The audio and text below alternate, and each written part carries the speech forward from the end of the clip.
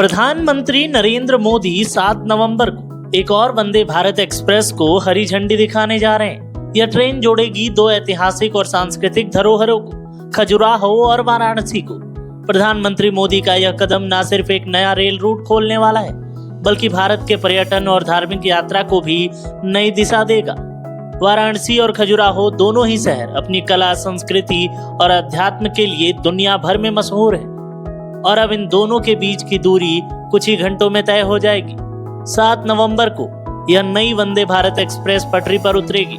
Train संख्या 26422 वाराणसी से खजुराहो जाएगी, जबकि 26421 खजुराहो से वाराणसी के लिए रवाना होगी। दिल्ली की सकुर बस्ती से इस ट्रेन के 8 कोच वाराणसी पहुंच चुके हैं। इस आधुनिक ट्रेन में होंगे 7 चेयर कार और एक एग्जीक्यूटिव क्लास कोच, जिनमें कुल 594 यात्री सफर कर सकेंगे।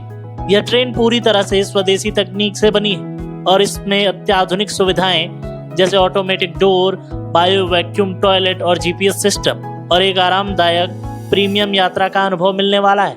ट्रेन वाराणसी से सुबह 5:25 पर रवाना होगी और दोपहर 1:10 तक खजुराहो पहुंचेगी। वहीं वाराणसी में खजुराहो से यह दोपहर 3:20 पर निकलेगी और यह शेड्यूल इस तरह तय किया गया है कि यात्री एक दिन में दोनों शहरों की यात्रा आसानी से कर सके।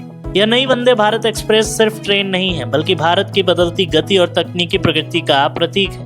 वाराणसी, जो प्रधानमंत्री नरेंद्र मोदी का संसदीय क्षेत्र है, वहां से इस ट्रेन की शुरुआत का विशेष महत्व है। खजुराहो, जो यूनेस्को वर्ल्ड हेरिटेज साइट है, अब वंदे भारत के जरिए देश के पर्यटन नक्शे पर भी करीब आ रही है।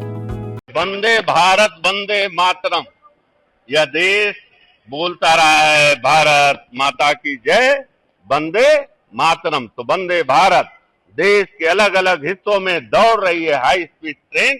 सबसे बड़ी बात यह है कि हमारे जो धार्मिक स्थल हैं, देश के जो धार्मिक स्थल हैं, चाहे अयोध्या हो, काशी हो, मथुरा हो, वह देवघर हो, चाहे पटना का वो पटना साहिब हो, तमाम जगहों से ये वंदे भारत गुजर रही है। इसी क्रम में वंदे भारत को आदरणीय प्रधानमंत्री जी 2 वंदे भारत ट्रेन को यहाँ से हरी झंडी दिखाने वाले हैं। ये हम सब के लिए बहुत सौभाग्य